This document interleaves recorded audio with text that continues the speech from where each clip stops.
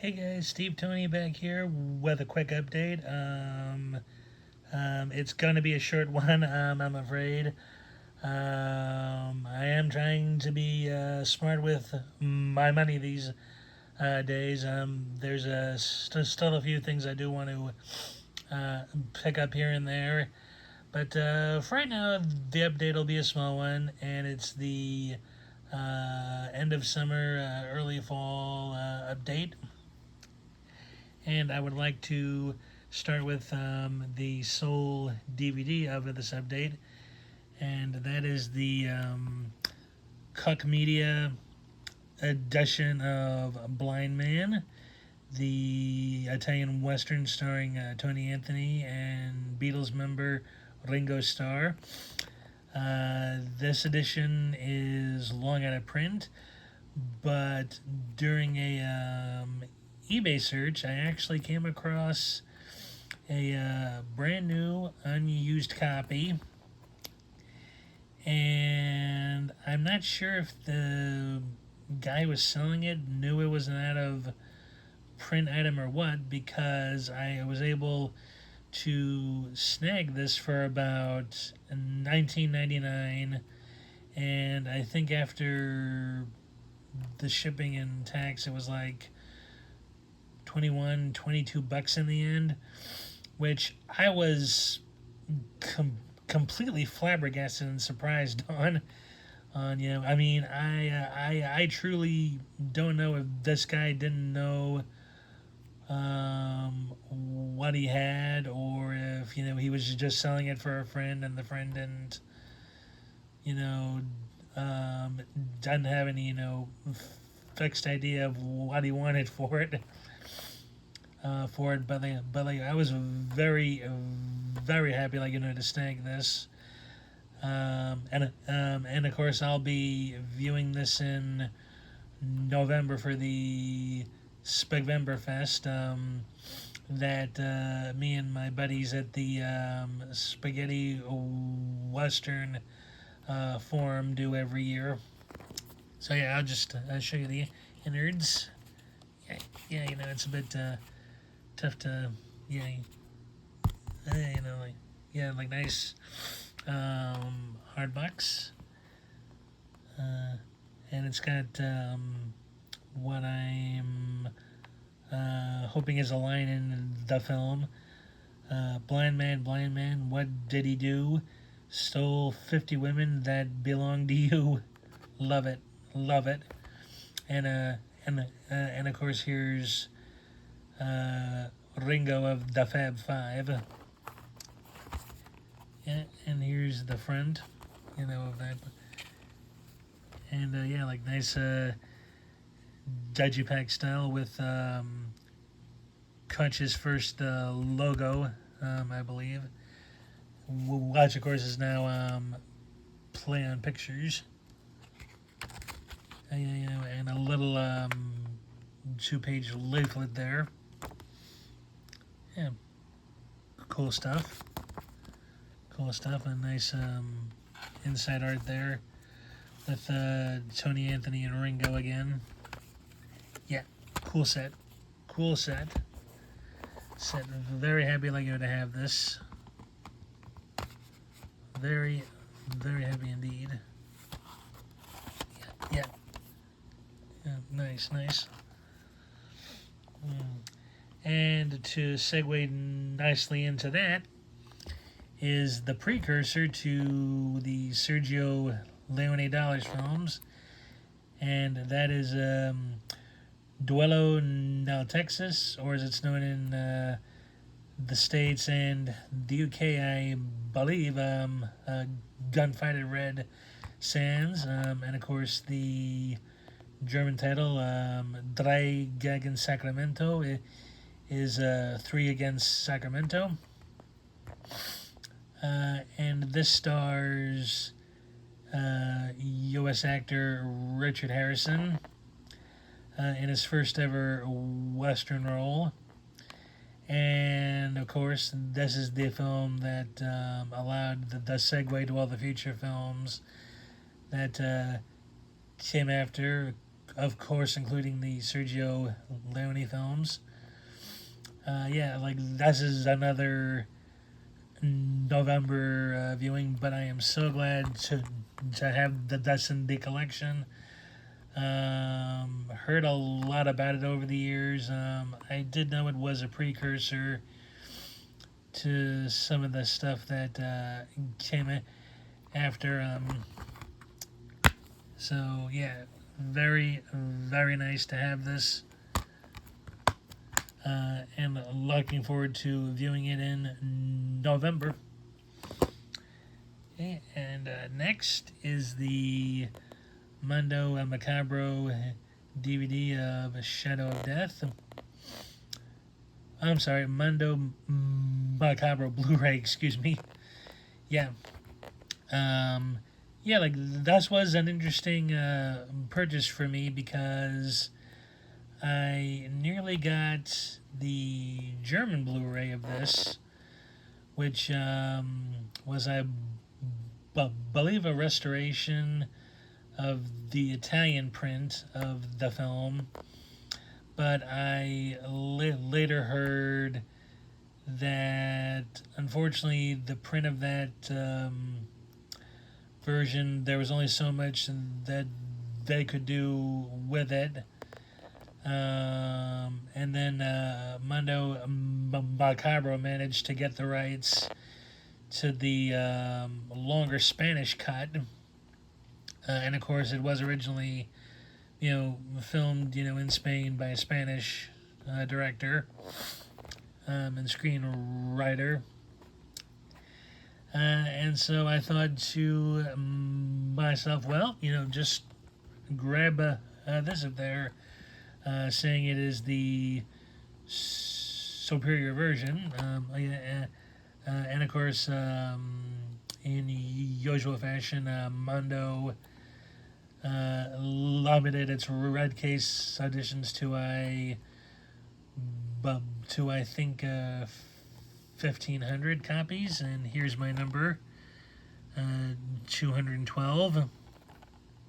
Yeah, like this I've read is a very interesting and different giallo thriller. Basically, this lady here,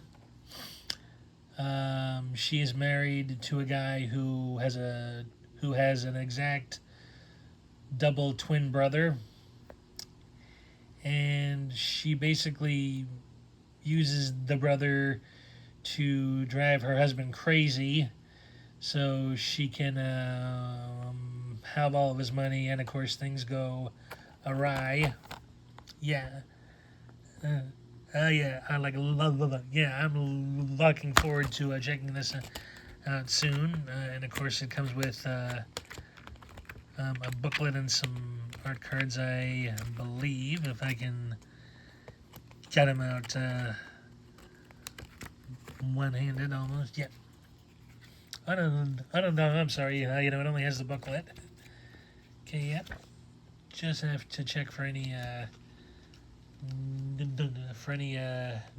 nudity, if it has any. And nope. Yeah. And yeah, like it's safe. Safe. Yeah. Yeah. Like yeah, like nice thick glossy pages to it. Yeah, like really looking forward to seeing this. And actually, as a bonus feature, they do have the scenes that were shot specifically for the Italian cut. So, like, that, of course, is in here. So, yeah. I don't think there was too much difference from what I remember reading. I think it was, a nudity thing or something. Not too sure. But I am like looking forward to checking this out. And for any of my pals in Europe, this is on all Raging discs, so definitely pick yourself up a copy if you're curious. curious. And to finish off the quickie video here, I have the first two seasons of probably the last newest show I really enjoyed, and that is the Frankie Drake Mysteries. It ran for 4 seasons. The first 3 seasons were the best. Season 4 kind of dropped for me a bit. So, but I am planning on getting seasons 1 through 3. 3, yeah. And the show is set in Toronto, Canada, in the 1920s, and is about Toronto's sole female private investigator of the era. And I first saw this on PBS TV.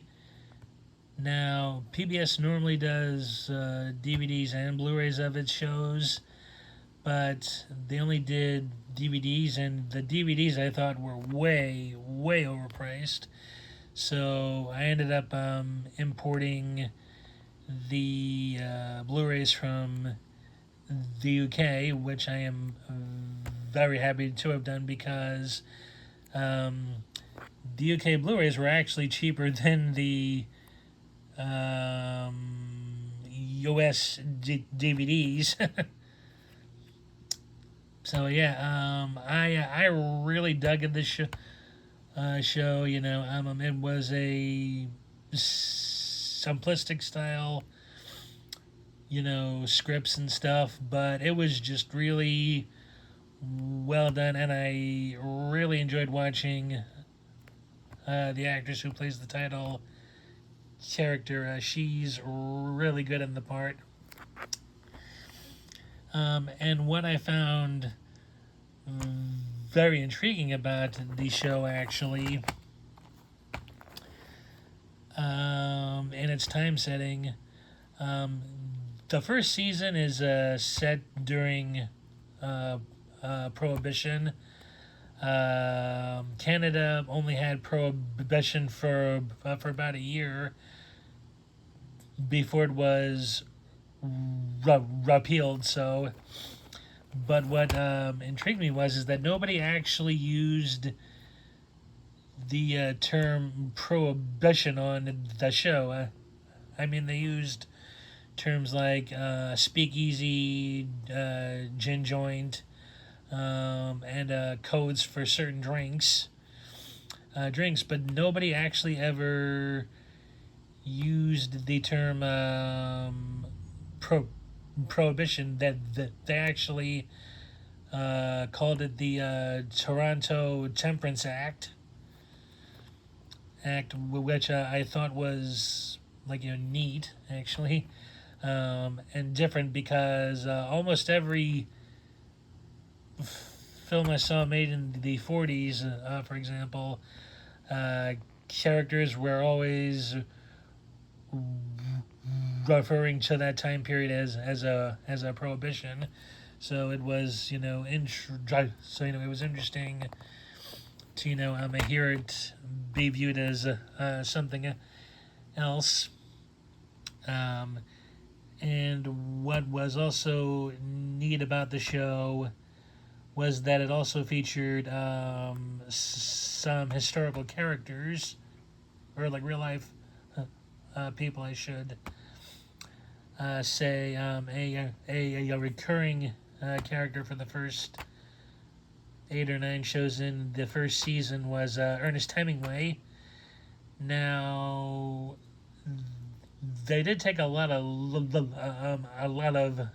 liberties with certain people.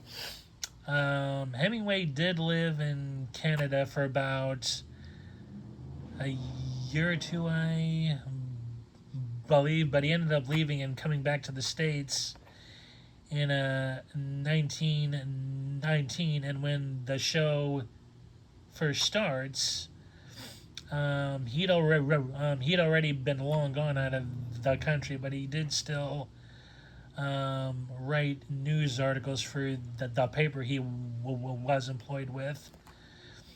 So yeah, and also Hemingway was played by this tall, lean guy, and Hemingway was tall, yes, but he was more of a stout man, and had a full-on mustache. Like this guy was clean cut. Um, so yeah, I thought like that was strange. Also in the show they had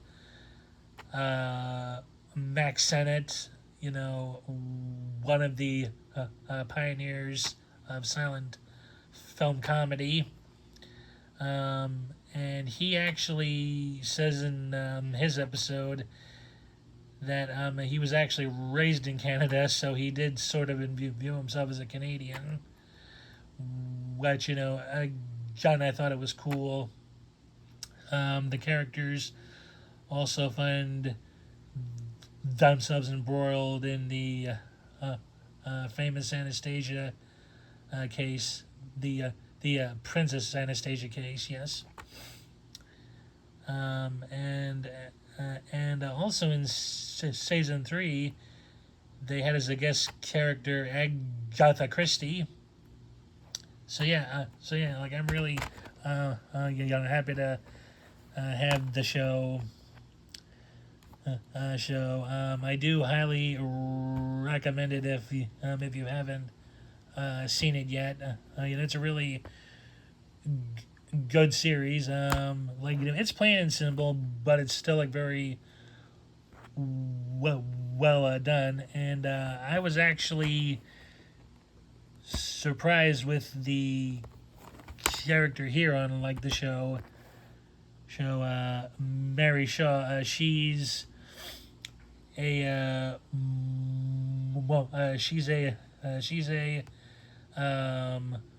morality officer in the show. Back in the 20s, Canada had a had a separate division of officers who handled things like people drinking, prostitution, and such. And it was their job to try to either get people to quit these vices or to at least do them in a kind of moderation at best. I actually thought her character at first would be annoying, but she is quite likable and funny actually at times as well. She ends up proving herself throughout the show as a good cop, like not just a morality officer, but a good cop as well. So yeah, highly recommend that show. And that was it for this mini update and brief show review. I do hope y'all enjoyed it. I will be having more fairly regular updates soon, I hope. Um, and a few other cool stuff coming up as well. So thank you all for watching. Again, hope you enjoyed it. And I'll see you in the next one. Oh yeah, if you haven't already, hit the like button. Leave a comment if you like. If you've seen any of these movies or show episodes, maybe what you picked up as well. So and don't forget to hit the bell notification if you haven't subscribed yet. and I'll also be leaving links to where I purchased these items from in the description box. So again, thanks for watching. Hope you all enjoyed this, and I'll see you in the next video. Bye.